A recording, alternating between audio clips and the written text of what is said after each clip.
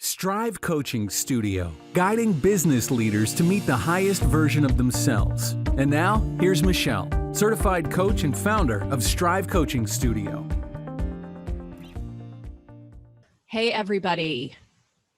So glad to be here today. This is going to be a really interesting topic. Everybody is so interested in how to handle keeping cool in difficult situations or confrontational situations. We're all interested. We all want to know how to be able to manage those things better. And you know, it's really so much more simple than we make it in our minds. We want to feel good through it, and we want the other person to feel good through it.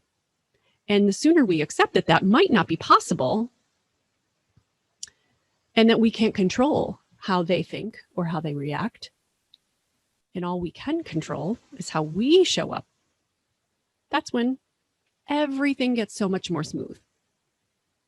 So what I'm referring to are like confrontational or difficult employee situations where you need to have sit downs or possibly terminations. I'm also referring to maybe customer service escalations or something of that nature. It could be a peer or a boss type situation where you find it to be difficult and you need to manage your mind through that in the situation. It could be a sudden change in plans that kind of throw you off. And it could be urgent or dangerous things. I think all of these things can sort of fall into a similar category. So what I have found is many times we fall into the pitfalls of what we end up doing when faced with difficult situations. So what I'm referring to are a list of 4 things that we tend to go to. And I think it's really interesting to be aware of when you do this, or certain ones you choose more than others potentially. So take a listen and see what you think. So one of them is making quick decisions because we're in a hurry and we just have a lot to do. We're overwhelmed, we're stressed, we have other things that are way more important, and we just make a fast decision and move on. Sometimes that's okay. Sometimes it's not, but it's a pitfall we can many times fall into when these kinds of situations arise that we might regret later. The next one is trusting someone else's opinions and not verifying it for ourselves. So not doing the digging and knowing the facts. And the fact is, what if someone else is reacting and falling into their own pitfalls if you're delegating that responsibility of opinion to them? So if you're the leader, it's up to you, not them.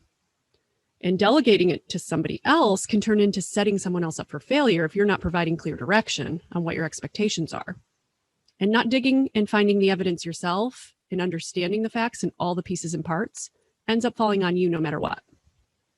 You're the only one responsible in the end. The next one is trusting our guts and allowing that to be and fall into an emotional place. When we say things like, it just feels right, or I'm trusting my gut on this one, or I'm just going to go with my gut. Many times that comes from a place of emotion and a chemical reaction in our bodies. So just be aware of that. And the fourth one is we procrastinate. We delay or we avoid because we don't really know how to handle a situation, or maybe we just don't have a desire to. Maybe you're just not the people person in your company. Maybe you don't like managing the people. Maybe you're telling yourself, I'm not the customer service department. I have other people who handle those things, or I'll deal with that later when I have time. Procrastinating, delaying, and avoiding because you don't know how to do it or have a desire to is not a reason not to do it as a leader. It's your job. So the 2 approaches that we end up falling into, especially when we are trying to avoid or don't know how to handle confrontational situations, is 1, we can tend to fall into being reactive, like I mentioned above. And by definition, acting in response to a situation rather than creating or controlling it already shows you how the power and the control is not in you at all. Your tendency is to react chemically and emotionally. It's not coming from a place of thought and mindfulness and strategy and information and data. The other thing is we want to be seen as decisive. And decisive is a very admirable quality. By definition, settling an issue, producing a definite result, having the power or quality of being able to decide, putting an end to controversy. All of these things display lack of hesitation. You're very resolute. You're very determined. You're very decisive. It's indisputable, very definite. All of those things sound great. So let me address those. We many times can fall under the false impression that our first instinct or our gut instinct and reaction is the right one. And with practice, that can be true. Sometimes it may be true. With experience and your awareness of this, it can become true more consistently. But until that time, until that awareness, until that experience really applies, it's likely not. So it's hard to trust that until you've gone through this process. So when are each of them appropriate? Obviously, reactivity and reactions are what keep us alive. They're tremendously valuable. When you're decisive about what to do in a fire, yes. Or avoid getting hit by a car or a bus on the street, of course. Many of these examples of being reactive and reacting quickly, very valuable. It is what keeps us alive. It's what's kept our species alive for as long as we've been around. So nobody can say that that's not valuable. When we're decisive, there's tremendous valuable power in that. We see commanders in the military as being very decisive versus somebody who wavers or easily changes their mind or can easily be swayed. So both are tremendously valuable, but both have their downfalls too. So as a small business owner, the decisions that my husband and I made during that time many times affected so many other things. And unless you're in the position to really be able to see the impact of all of them, you really can't be certain that you are making the right decisions until you've taken the time to think that through. And it was our responsibility to ensure that we did that. Taking the time is imperative in order to ensure that our authentic and genuine mission and values were being consistent and carried through all departments, everywhere that it was impacted. Think it through. Does it send one message that we think is clear, but it actually sent a different message to somebody else? Those are important. And when we got it wrong, we paid for it later. The cost was always so much greater than if we had just taken the extra time early on before making the wrong decision. So I'm not referring to making mistakes or failing. If there's things that you certainly wouldn't have known, couldn't have known, wouldn't have been prevented, wouldn't have been able to be thought through, that is not what I'm referring to. I'm talking about the pitfalls. I'm talking about making fast decisions, trusting someone else when you shouldn't have without looking at your own facts, trusting your gut and being emotional, or procrastinating or avoiding. Those are the pitfalls I'm referring to. So it could be things like, for us at least, decisions about whether someone you interview is the right fit, or how to manage an employee who's not meeting the requirements and responsibilities or is being very difficult. Somebody who is really out of line or inappropriate, either in the moment, could be an employee, could be a customer, could be somebody else. Strategies for changes within the organization that you want to implement. And then compensation, right down to compensation increases, promotions, and bonuses. Those kinds of things fall into all of this and require all of this thought. So my husband and I had a rule of always gathering our facts, discussing them. Then we would intentionally not make a decision until at least the following day. Sleeping on it always allowed us to come back with a clear head, and then it created a lot of confidence in our decision making. So what I'm going to suggest to you is that one of the ways we want to look at approaching decision making is really a combination of reacting in our emotions as well as being decisive.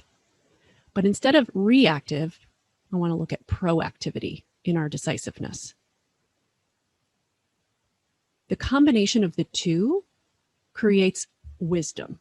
And to me, the definition of wisdom is taking the analytics and taking the emotions, taking the proper balance of the two.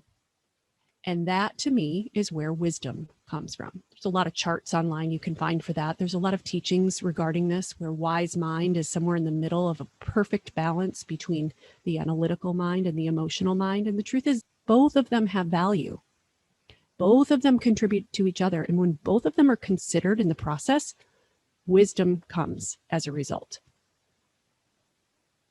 So a proactive approach rather than a reactive approach from a place of wisdom coming from a combination of experience, education, research, and decisive emotion. It's a healthy combination and a balance of both analytics and emotions. So here are my sort of best approach tips for making wise, proactive decisions. Step one is to take a break. That could be a breath. You know the saying, count to 10 before you react or say anything. Same thing. Take a pause, take a moment or two, take a step back. It might mean sleep on it. Any of those things allow your mind to no longer be fed by the chemicals that are creating emotions from it, reactive emotions. The second tip is bring your best self. How are you approaching this and who do you want to be right now? Is this going to come from a place of confidence and well-researched, thorough discovery, or anger, frustration, ego? Any of those things. Good results can't come from those negative emotions. The good results are going to come from you bringing yourself to the situation in the best way you know how and choose deliberately.